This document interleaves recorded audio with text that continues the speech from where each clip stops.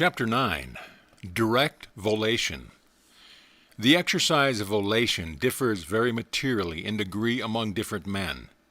It may be stated broadly that a man exerts an influence over other men in an exact ratio to his measure of volation. The ledger of men has developed this power to a comparatively high degree, although perhaps unconsciously, and without any knowledge of the working of the mighty force which is operating in his behalf. Many such men frankly admit that they are unable to explain or account for their power over men. They know that they have some sort of power, but are ignorant of its nature or laws. Napoleon is a striking example of a man of highly developed volation. His will was imposed upon millions of men who obeyed his commands, and he accomplished results little short of miraculous. From remarks dropped by him, it seems probable that he had at least a faint idea of the force at his command, and he acted in accordance therewith for a while. He afterwards attempted to misuse his power, lost sight of the source of his strength, neglected its laws, and fell. You will notice that all successful men instinctively feel the I strongly. They have faith in themselves, and frequently feel that they have a special providence overlooking their affairs. They, like Napoleon, feel that they have a star of destiny. This is an instinctive recognition of the I am. They have but a glimpse of the truth, and have made the most of it, their strong desire for power, fame, or riches pushing them on, and causing them to instinctively avail themselves of the powerful aid of the ego. There are many who recognize the power of the I am, some of whom understand its laws, and yet these men do not assert themselves in the struggle for material reward. They have the power within them, but desire is not there. They are content with the lesser material rewards, and are not willing to pay the price of what is known as success or the mastery of men. Many men who have mastered the occult power scorn wealth, position, and fame, and exert no desire for them, feeling that these things are unworthy of their power, and preferring to use the forces at their command for what they consider higher aims. They say with the prophet, "Vanity, vanity, all is vanity," and with Puck, "What fools these mortals be." The law of compensation seems to even all things, and wealth, power, and position do not always bring happiness. The old sayings, "Uneasy the head that wears the crown," and "There is no rose without its thorns," are literally true. However, I do not propose preaching a sermon on life, nor do I wish to point at moral. Every individual must choose for himself, and no man can decide for any other. I say, however, that whatever you do, do it right. There is only one way to do things, and that is to do them. You must put your hand in the plow and look not backward. Select your goal and then move straight toward it, sweeping from your path all obstacles. To accomplish your aim, you must have desires strongly present, and must recognize your real self, the I am, in order to exert what is generally known as willpower in the furtherance of your plans. In the preceding lesson, I have defined volation as the conscious effort of the will, producing thought vibrations and impelling them toward a given object. The vibratory force may be exerted in the ordinary way at short range, upon the occasion of a personal interview. It may also be exerted in much less understood way by means of long-range vibrations, sometimes called telepathy. The first form is quite common, and we all have seen exhibitions of it. The second form is somewhat rare, and those who understand it best have but little to say about it. It is practiced quietly, however, by many more persons than we usually dream of it in that connection. We see mild examples of it when it is known as telepathy or thought transference, mind reading, etc., but those who understand the subject very imperfectly usually give these exhibitions. I know several persons who have developed this power to a wonderful degree, and in no case will they consent to an exhibition of their power to any but a few chosen friends, with whom they are in perfect sympathy, and who happen to be likewise familiar with the subject. These people know the real nature of the power of which they are making use, and will not degrade it by making it the subject of an ordinary show. They are content with their knowledge, and seek to convince no one else. They are not looking for converts, and in fact discourage any attempt to make public their occult knowledge, believing that the time is not ripe for such publicity, and that its promulgation at this time would result in its misuse. The prime requisite for the acquirement of the art of volation is the recognition of the power of the real self, the I Am. The more complete the recognition, the greater the power. I cannot give you specific directions for acquiring this faculty of recognition. You must feel it rather than reason it out. You will not be in doubt as to whether you are on the right track. You will realize it at once. As near as I can express to you is to say that you will feel that your body is as a suit of clothes, which whilst covering you temporarily is not you. That you are separate and apart from your body and superior to it, although for the time being connected with it. You will realize that even your mind is not you, but that it is merely the instrument through which you manifest yourself, and which being imperfect prevents the complete expression of your real self. In short, when you say or think I am, you are conscious of the existence of your real self, and feel the growth of a new sense of power within you. This recognition of the self may be but faint, but encourage it and it will grow, and whilst growing will manifest itself to your mind by impressing upon the latter the knowledge of the proper plan for further development. It is an example of, to him who hath shall be given, and to him who has not shall be taken away even that which he hath. Their mere calling of the attention to the act may awaken the recognition in some, whilst others will find it necessary to reflect upon the idea and awaken to recognition of the truth more slowly. Some will not feel the truth. To such I say, the time is not yet ripe for your recognition of this great truth, but the seed is planted, and the plant will appear in time. This may seem like the veriest nonsense to you now, but the time will come when you will admit its literal correctness. To those who feel the first indications of the awakening of the real self, I say, carry the thought with you, and it will unfold like the lotus, naturally and gradually. The truth once recognized cannot be lost, and there is no standing still in nature. To those who recognize the truth, I would like to say more, but this is not the place. The practice of concentration, as explained in a subsequent lesson, will enable anyone to develop this idea of the real self. The thought I am, held in the silence, whilst you are concentrating, will grow stronger and stronger. To exercise the power of volation in influencing others, in a personal interview, you have merely to make a strong mental demand of the other person, accompanied with the consciousness of your right to do so, and the veil that your command will be obeyed. You must fully expect that your command will be obeyed. In all mental processes, the earnest expectation is a prime factor in producing the effect. If you have only a faint, half-hearted expectation, you will have only halfway results. You will realize the reason for this after you have completed this course, the matter being explained in subsequent lessons. Now, do not understand that you will be able to approach anyone and by simply willing and expecting the results, make that person do just what you will. You could do all of this if the person had no power of mental resistance, no volic force of his own to counter yours. Some persons, unfortunately for themselves, have but little volic forces, and are but puppets in the hands of those who know the secret of personal influence. Others have a little more of the force, and so on, until the high stages are reached.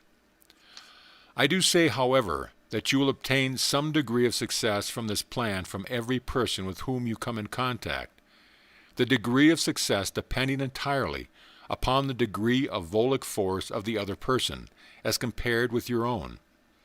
You will understand this well after a few trials. Do not hesitate in commencing to practice this form of mental influence at once. You will improve by practice, and you will grasp the theory better from having put it into practice. Remember the boy not being able to swim until he believed he could and tried. You should, of course, use volation in connection with the power of suggestion, as explained in preceding chapters.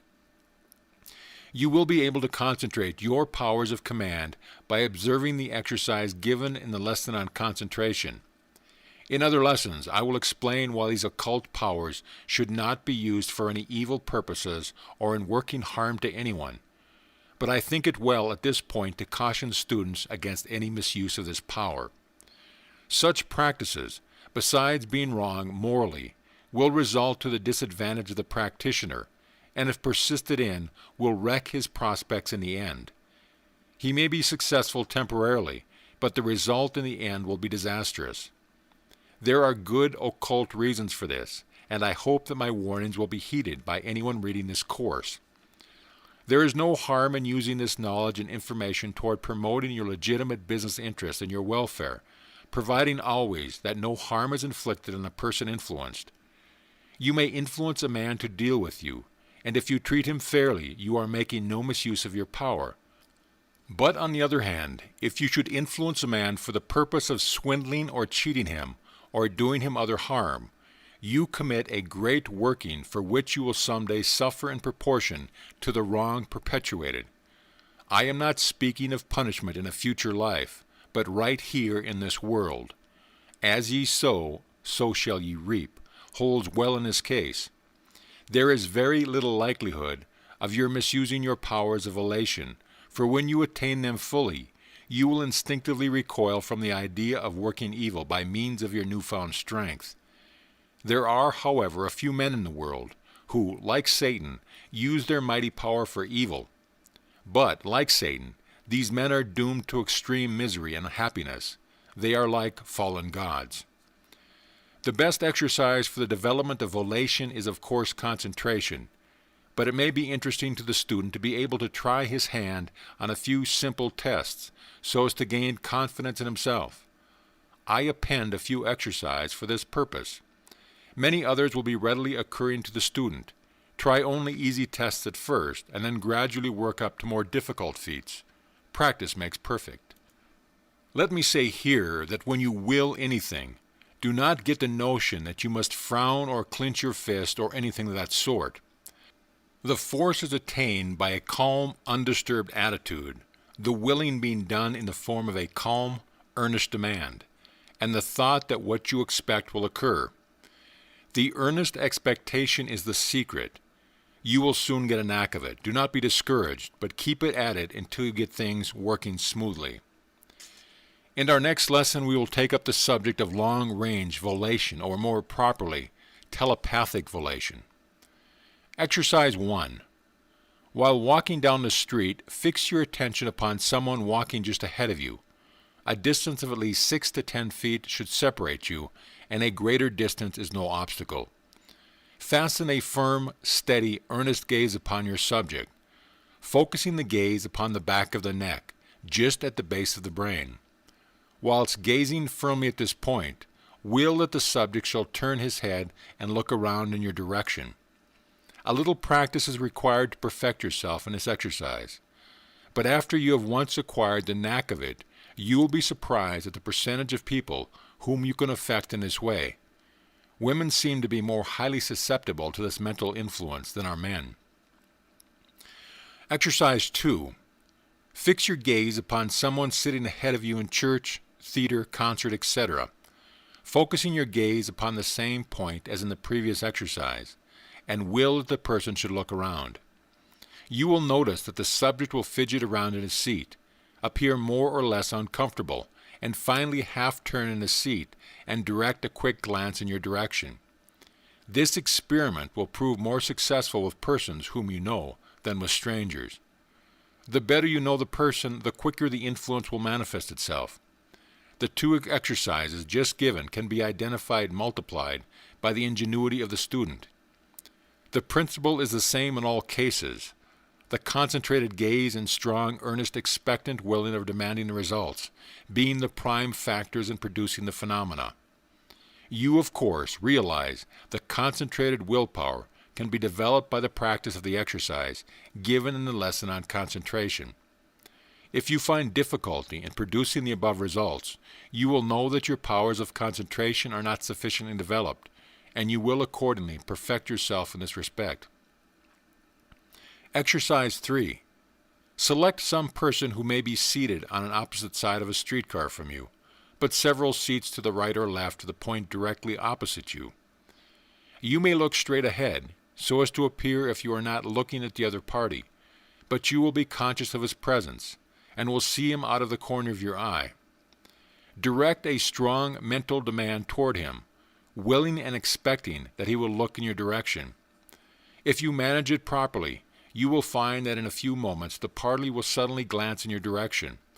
Sometimes the glance will be directed in a seemingly unconscious manner, just as if the party had merely felt a passing fancy to look at you, while in other cases the glance will be shot at you, suddenly and sharply, as if the party had been conscious of a mental call.